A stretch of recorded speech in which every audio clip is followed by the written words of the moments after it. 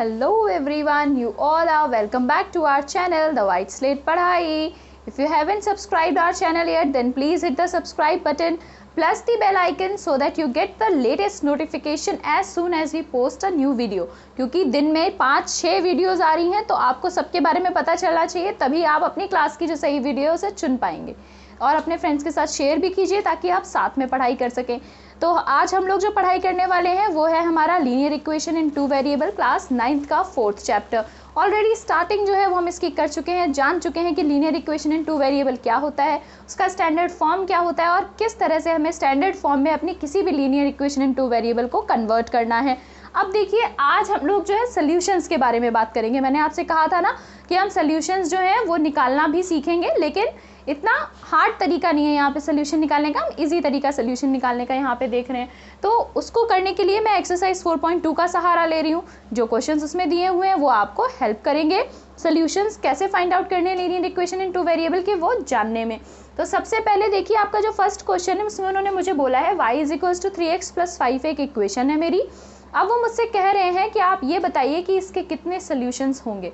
क्या इसका एक सोल्यूशन होगा, यूनिक सोल्यूशन होगा, क्या इसके 2 सोल्यूशंस होंगे, मतलब 2 वैल्यूज़ आ सकती हैं x और y की, या फिर इसके बहुत सारे इन्फिनाइटली मैनी सोल्यूशंस होंगे। तो देखिए, एक यूनिवर्सल ट्रुथ मैं आपको बता देती हूँ कि जितनी भी हमारी लीनियर इक्वेशन इन 2 वेरिएबल है, एक अकेली जो हमारी ऐसी इक्वेशन है तो उसके हमेशा जो है इन्फिनाइटली मैनी सोल्यूशंस होते हैं, बहुत सारे सोल्यूशंस होते हैं। क्यों? क्योंकि हर एक x की वैल्यू के लिए एक y की वैल्यू जो है एग्जिस्ट करती है, या आप कह सकते हैं कि हर एक y की वैल्यू के लिए एक x की वैल्यू जो है वो एग्जिस्ट करती है। प्रूफ करने के लिए मैं आपको ये वाली जो चीज़ है इसे प्रूफ करके इस वाली इक्वेशन में दिखा देती हूँ। उन्होंने मुझसे पूछा है 2 होंगे, 1 होंगे या बहुत सारे होंगे। तो अगर मेरे 2 से ज़्यादा निकल आए ना तो मैं यही मान के चलूँगी फिर कि बहुत सारे जो सोल्यूशंस है वो यहाँ पर प्रेजेंट है मेरे पास। ठीक है, बहुत सारे सोल्यूशंस जो हैं वो प्रेजेंट है मेरे पास। तो चलिए इसको देखते हैं कि कैसे किया जा सकता है। आपने जैसे कोऑर्डिनेट ज्योमेट्री में x की वैल्यू रख के y की वैल्यू फाइंड आउट की थी, बिल्कुल वैसे ही यहाँ पर भी चीज़ें जो हैं वो होने वाली हैं। आप एक की वैल्यू रखिए, दूसरे की निकल कर आ जाएगी। तो ये काम आपको आता है, कुछ इसमें नया नहीं है, आप बड़े ही आसानी के साथ कर लेंगे। देखिए, अगर मैं फर्स्ट क्वेश्चन भरती हूँ तो इसका एक तो ऑप्शन 3 जो है वो करेक्ट है कि इसके इन्फिनाइटली मैनी सोल्यूशंस होंगे। आंसर मैं आपको पहले ही बता देती हूँ कि इन्फिनाइटली मैनी सोल्यूशंस जो हैं वो होने वाले हैं। एग्जाम्पल के तौर पे आप देखिए, y = 3x + 5 इन्होंने यहाँ लिखा हुआ है। तो अगर मैं यहाँ पे अपना उसी के जैसे एक सोल्यूशन वाला चार्ट बना लेती हूँ यहाँ, जैसे हम अपना कोऑर्डिनेट ज्योमेट्री में बनाया करते थे, और अगर मैंने कहा था 3 मैंने सोल्यूशन निकाल लिया अलग अलग, तो इसका मीनिंग है कि मैं आसानी से ये चीज़ प्रूव कर पाऊंगी कि देखिए इसका इन्फिनाइटली मैनी सोल्यूशन है। मैं x की जगह पे ही वैल्यू सिर्फ पुट कराऊंगी। x की वैल्यू अगर मैंने 0 पुट करा दी तो y की वैल्यू देखिए 5 हो गई। x × 0, 3 × 0, तो ये 0 और सिर्फ 5 यहाँ बच गया। सिमिलरली देखिए, मैं यहाँ करा के भी दिखा देती हूँ, 3 × 0 + 5, मतलब कि y की वैल्यू जो है यहाँ पर 5 आ गई। ऐसे ही मैं x की वैल्यू जो है अब 1 रख लेती हूँ, तो मेरी y की वैल्यू आ जाएगी 3 + 5, मतलब कि कितनी आ गई है, 5 + 3 8 हो गई मेरी। सिमिलरली अगर मैं x की वैल्यू जो है वो रख लेती 2, तो 3 × 2 + 5, तो मेरी y की वैल्यू आ जाती यहाँ पर 11। तो जो है y की वैल्यू जो है वो कितनी भी आ सकती है, x की वैल्यू में कुछ भी रख लूँ उसके अकॉर्डिंग मेरी y की वैल्यू जो है वो बढ़ती ही चली जाएगी, कुछ ना कुछ वैल्यू ज़रूर आएगी। तो इसलिए ही मैंने कहा पहले ही आपसे कि इन्फिनाइटली मैनी सोल्यूशंस जो हैं एक हमारी लीनियर इक्वेशन इन 2 वेरिएबल के होते हैं। तो ये आपका आंसर आपके सामने है, मैंने प्रूफ करके भी दिखा दिया कि इसके इन्फिनाइटली मैनी सोल्यूशंस हैं। अभी देखिए आप सेकंड क्वेश्चन की तरफ। तो सेकंड क्वेश्चन जो है वो साफ साफ कह रहा है कि इन तीनों इक्वेशंस के हमें 4 सॉल्यूशंस जो हैं लिखने हैं। तो बहुत इजी है, क्योंकि मैं पहले ही बोल चुकी हूँ, आप कर चुके हैं इसे कोऑर्डिनेट ज्योमेट्री में, वही तरीका यहाँ अपनाना है हमें। तो फर्स्ट का फर्स्ट पार्ट देखिए, 2x + y = 7 हमारी एक लीनियर इक्वेशन इन्होंने दे रखी है। इसे हम एक तरफ जो है निकाल लेते हैं, या तो x की वैल्यू निकाल लेते हैं या y की, ताकि आसानी से सॉल्व कर सकें। तो इसे मैं लिख सकती हूँ y = 7 - 2x, बड़े ही आसानी के साथ इस तरीके का लिखा जा सकता है। तो अब मैं वैल्यूज़ जो हैं वो आराम से फाइंड कर सकती हूँ अपनी x और y की। 4 सोल्यूशंस इन्होंने कहा है, तो हम 4 सोल्यूशंस निकालेंगे। देखिए x और यहाँ पे y। तो सबसे पहले मैंने लिखा x की वैल्यू को 0, तो मेरी y की वैल्यू आ जाती है 7। x की वैल्यू 0 होते ही मेरी y की वैल्यू जो है वो कितनी आ जाती है यहाँ पे 7। ऐसे ही अब मैं x की वैल्यू जो है उसे 1 लेने वाली हूँ। तो देखिए ये आ जाएगा मेरा 7 माइनस 2, मतलब मेरी y की वैल्यू जो है मैं यही लिख देती हूँ 5 आ गई। अगर मैंने 1 लिया था x को तो मेरी y की वैल्यू जो थी वो 5 आ जाती है। ऐसे ही अब मैं x को ले लेती हूँ 2, तो ये आ जाएगा 7 माइनस 4 मतलब कि 3, तो मेरी y की वैल्यू आ जाती है 3। बस आप ऐसे ही 4 वैल्यूज़ जो है निकाल सकते हैं। अभी मैंने x की वैल्यू जो है वो 3 ले ली है, तो 7 माइनस 6 जो है वो 1 आ गया मेरा। तो देखिए आप यहाँ पे 4 सोल्यूशंस उन्होंने फाइंड आउट करने को कहे थे, तो हमने फर्स्ट वाले पार्ट के अपने 4 सोल्यूशंस जो हैं वो बड़े ही प्यार से फाइंड आउट कर लिए हैं। सिमिलरली अगर आप सेकेंड वाला पार्ट देखते हैं तो वो कहता है pi x plus y is equals to 9, तो फिर वही हो गया कि y is equals to 9 minus pi x. आप सोचेंगे ये पता नहीं कैसी चीज़ जो है ये यहाँ पर आ गई है, तो इसमें भी घबराने की कोई ज़रूरत हमें है नहीं। चाहे कुछ भी आ गया है हम उसको आराम से जो है निकाल सकते हैं। कैसे निकलेगा देखिए, सेम वे मैं बनाती हूँ यहाँ पे अपना टेबल।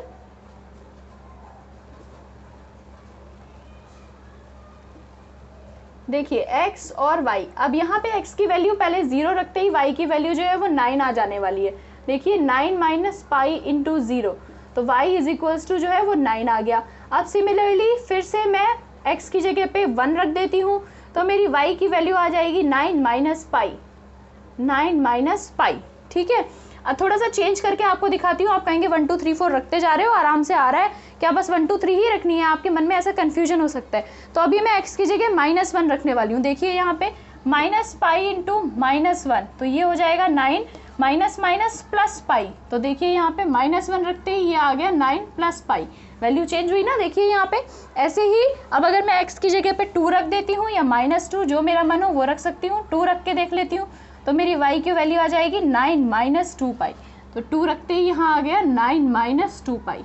तो 4 सोल्यूशन की डील थी, 4 सोल्यूशन हमने यहाँ पे निकाल लिए हैं।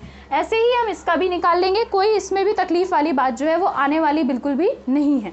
तो चलिए इसे भी फाइंड आउट कर लेते हैं फिर आराम से।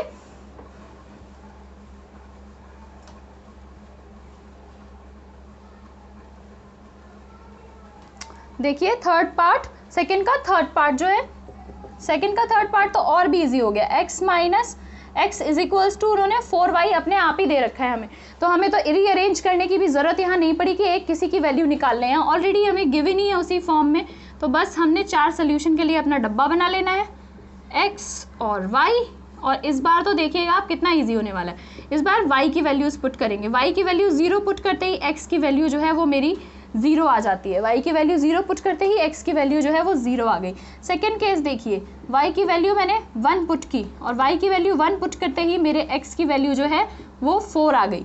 थर्ड केस देखिए, y की वैल्यू मैंने 2 पुट की, अब 2 पुट करते ही 4 2 जा 8 होता है मेरा, तो x की वैल्यू यहाँ 8 आ गई। ठीक है, मैंने 2 पुट की 8 आ गई।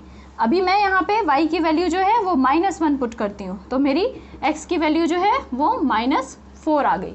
तो वही है कि हम बड़े ही आराम से जो चाहे वो वैल्यूज़ रख सकते हैं, चाहे माइनस की, चाहे प्लस, चाहे 0। और 4 हमें यहाँ पे सोल्यूशंस निकालने थे, वो हमने यहाँ निकाल लिए हैं।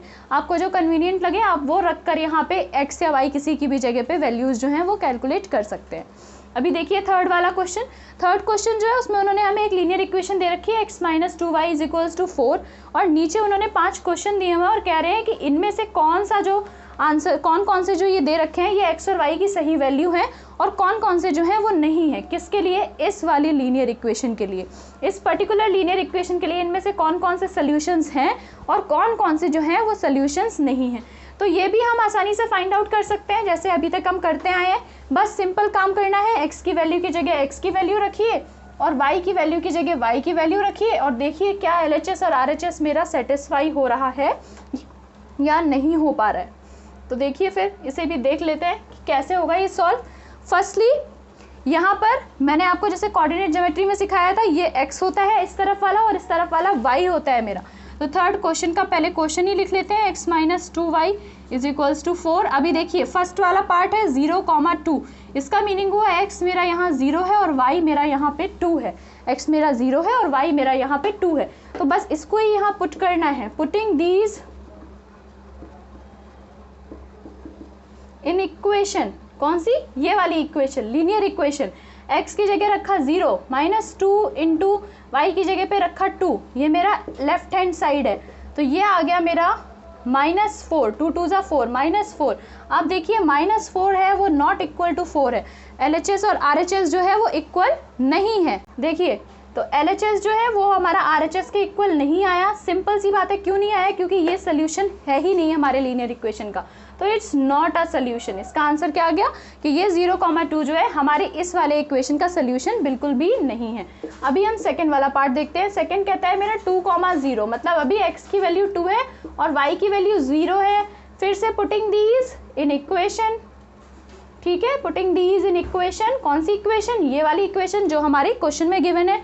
तो अभी हमने रखा 3 इंटू 2, सॉरी x की जगह पे हम क्या रखेंगे? 2 रखेंगे और y की जगह पे हम रखेंगे इस बार 0। तो y की जगह पे मैंने 0 रखा। ये मेरा लेफ्ट हैंड साइड जो था वो सॉल्व कर रही हूँ, तो ये आ जाता है 2 - 0। आंसर आ गया 2। इस बार भी 4 के इक्वल नहीं आया। 4 के इक्वल आता तो मैं कहती भी कि हाँ भाई ये सोल्यूशन है। इसका मीनिंग क्या बना? ये भी मेरा नॉट अ सोल्यूशन जो है वो हो जाता है। सिमिलरली जब अपना थर्ड केस के बारे में बात करते हैं 4,0, तो x की वैल्यू है 4 और y की वैल्यू है 0। फिर से पुटिंग दीज इन इक्वेशन। मुझे लगता है आपको ना करते करते याद हो जाता होगा कि कौन सी चीज़ कहाँ पे लिखनी है। तो पुटिंग दीज इन इक्वेशन, फिर क्या बनेगा मेरा? देखिए यहाँ पे x की जगह पे रखा 4, y की जगह पे फिर से 0 रखा। ये मेरा लेफ्ट हैंड साइड था। आंसर देखिए ये 2 इंटू 0 तो 0 हो गया, तो सिर्फ 4 बचता है। इस बार फाइनली LHS जो है वो मेरा RHS के इक्वल आ गया। इसका मतलब it is a solution. Yes, 4,0 is a solution of our given linear equation in 2 variable. ऐसे ही फोर्थ वाला पार्ट देखिए। फोर्थ वाला पार्ट कहता है √2, 4√2, मतलब कि x की वैल्यू है √2 और y की वैल्यू है यहाँ पे 4√2। भाई साहब बड़ी तकलीफ हो गई। ये तो ऐसे क्वेश्चन दे देते हैं लोग रूट वाले, फ्रैक्शन वाले, बिल्कुल समझ नहीं आते फिर हमको, लेकिन ऐसा आपको नहीं सोचना है, बहुत ईजी है ये भी। देखिए पुटिंग दीज इन इक्वेशन, है ना, इक्वेशन यही वाली। x की जगह पे रखा मैंने √2 -2 इंटू 4√2, ठीक है, ये मेरा LHS का साइड। अभी देखिए √2 को साइड में रहने दीजिए, 2 4 जो है मेरा 8 हो जाएगा, तो ये मेरा बनेगा यहाँ पे -8√2। मतलब टोटल आंसर 8√2 में से अगर एक √2 चला जाएगा तो 7√2 बचने वाला है, तो -7√2 जो है वो बच गया। तो इसका meaning LHS is again not equal to RHS। Simple था हमारा। और फिर से ये भी हमारा जो है वो सोल्यूशन नहीं है, यहाँ पे भी नॉट आ जाएगा, it's not a solution. Last जो है इसका पार्ट वो देखिए 1,1, मतलब x is equals to b1 और y is equals to b1।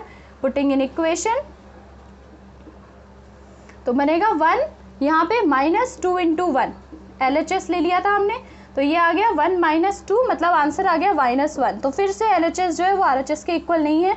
RHS क्योंकि हर एक केस में हमारा यहाँ पे 4 था, तो ये वाला भी हमारा सोल्यूशन जो है वो नहीं निकला। तो सिर्फ एक ही सोल्यूशन था, थर्ड वाला जो हमारा पार्ट था वो सोल्यूशन था, और बाकी के सारे पार्ट्स जो थे वो मेरे इस वाले लीनियर इक्वेशन के सोल्यूशन तो बिल्कुल भी नहीं थे। तो ये हो गया मेरा थर्ड क्वेश्चन की कहानी। अभी देखिए फोर्थ क्वेश्चन आप अपने आप ही कर लेंगे, क्योंकि ये हमने जो थर्ड में किया है ना, अभी इसी का एक एक्सटेंडेड वर्जन जो है उन्होंने फोर्थ में दे दिया।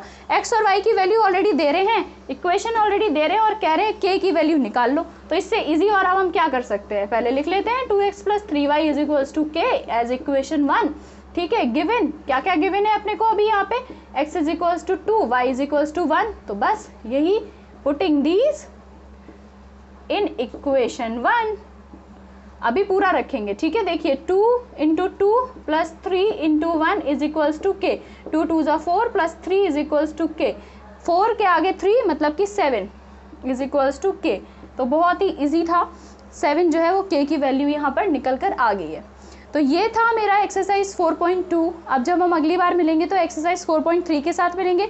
एक लेवल अप है, वहाँ पे फिर से कुछ वर्ड प्रॉब्लम्स भी हैं जिनकी आपको खुद इक्वेशन बना के सॉल्यूशंस भी फाइंड आउट करने होंगे। तो हम सब कर लेंगे, टेंशन तो बिल्कुल हम लेते ही नहीं है। ग्राफिकल रिप्रेजेंटेशन के थ्रू भी देख लेंगे कि कैसे जो है आंसर्स निकाले जा सकते हैं। तो चलिए फिर मिलते हैं नेक्स्ट वीडियो में। Bye bye.